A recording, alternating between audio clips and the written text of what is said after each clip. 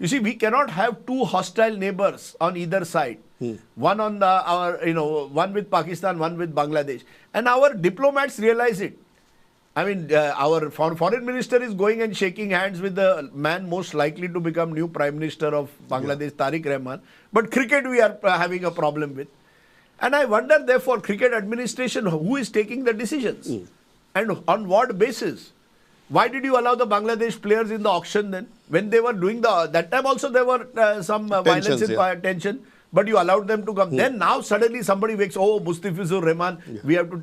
And I think it is embarrassing for a country as large as us.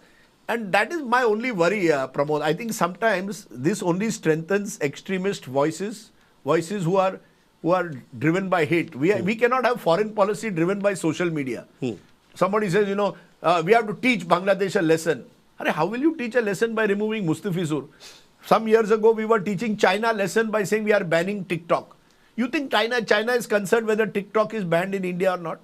We have to be serious.